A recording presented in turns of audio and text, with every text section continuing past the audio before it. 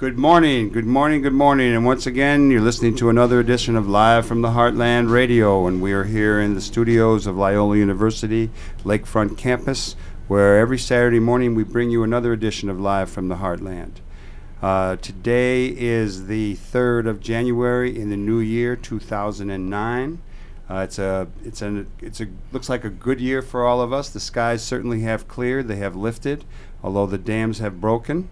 So it'll be a challenging times, and we're here to help give you support and encouragement to keep going and do good work in the world. My name is Michael James. I'm the host for this morning's edition, and we have two segments today. We're going to have people from Camp Hope who are having a vigil in Hyde Park here in Chicago. It's a countdown to change started on January 1st through the 19th, and then a little bit later we're going to have my old friend DJ Esperanto, Tim Nevin, who is now a professor of African Studies at Old Dominion University.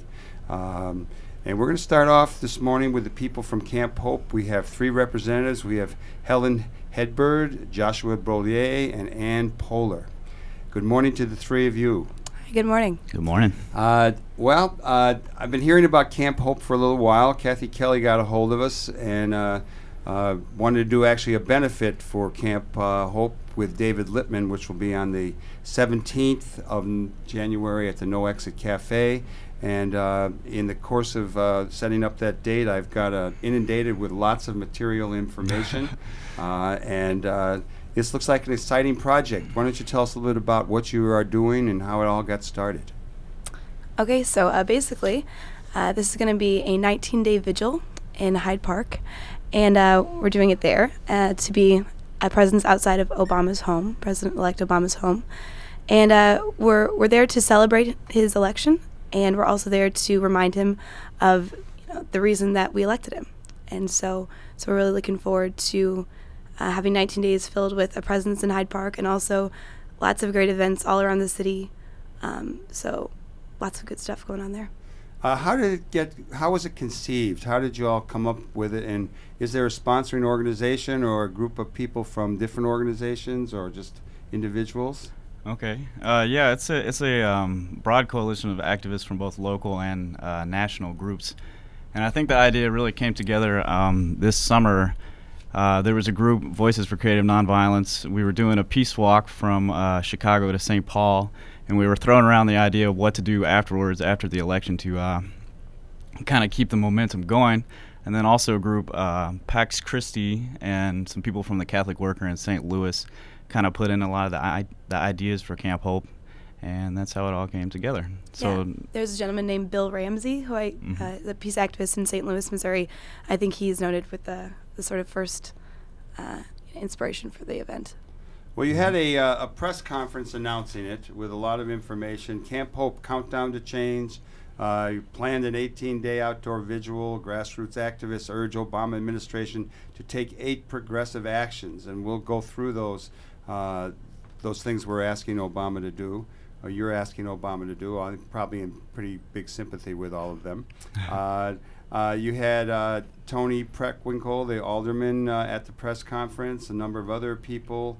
What was it like? How was the press conference received? And then you had your opening day event on New Year's Day, was the kickoff. And what were those two things like? What kind of press are you getting about it, and how did it go on New Year's Day? Well, it's chilly out there. It certainly is.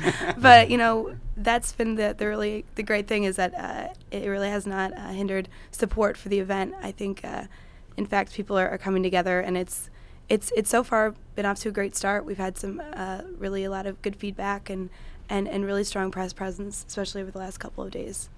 Mm-hmm. Last couple of days, because Obama's coming back through from Hawaii.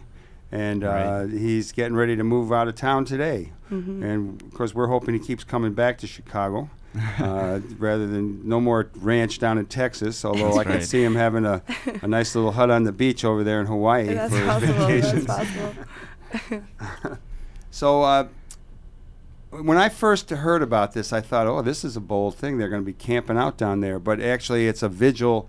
And no one's staying overnight. And tell us about where it is and how people get there, and Then we'll go into some of the events that you have planned over the next 2 weeks. Okay. Well, the event, it's located at 51st and Drexel, or also known as Hyde Park in Drexel. So it's about 4 blocks from Obama's house. Yeah, nobody's camping overnight, but it is quite an undertaking because the vigil's from 8 to 6 every day, so it's a long time to be out in the cold. But we're encouraging people to come out whenever they can, whether that's for an hour, 2 hours, or longer. But there will be, representatives from Camp Hope out there pretty much every day from 8 to 6, but there's also some special events some days during the day. So. And within the 8 to 6 time frame, from 8 to 11 a.m. and from 3 p.m. to 6 p.m. every day is when we're going to have more of an emphasis on a presence at Hyde Park. So those would be the times to come check us out. What does that mean? So there'll be folks there probably all day, but particularly between 8 and 11 and 3 to 6. Think that those would be like the high traffic times of day when a lot more cars are coming by. So how many people are down there? Well, at present, I think during the kickoff, I would say we had somewhere like 60 to 100, and then yesterday there were smaller numbers, but like we were saying, there was a lot of press because I think Obama was in town. And then I can't speak for today. I haven't spoken with anybody who's. You guys were who's camped out at today. the Heartland Cafe early. That's right. Being us there, and just for all our listeners to know. Usually this show is broadcast live from the Heartland Cafe, so if you miss the clanking of the spoons and the slurping of the coffees and that kind of thing, it's because we're making some serious engineering changes. I think, knock on wood, we'll be back at the Heartland Cafe next year with our new ISDN line and new equipment, and those of you who have been longtime listeners of the Heartland know that it can get a little rough sometimes with this community radio and the hookup, but we're in a good place now. With Loyola University has committed to some new equipment. It's in, and we're going to get trained later today.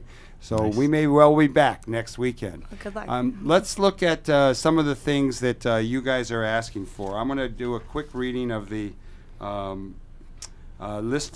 Here's the way you put it in the flyer. You say, because Barack Obama is president-elect, the peace and justice community will gather together in a spirit of celebration and anticipation. We trust President Obama will lead our government toward more just policies and counter the racist and oppressive stance of the past administration. Join us at East 51st Avenue and South Drexel Avenue in Drexel Square as we encourage President Obama's administration to take 8 bold steps during the first months in office. We have heard him as a senator endorse these steps, and we want to let him know that we will fully support the decisive and progressive change he represents.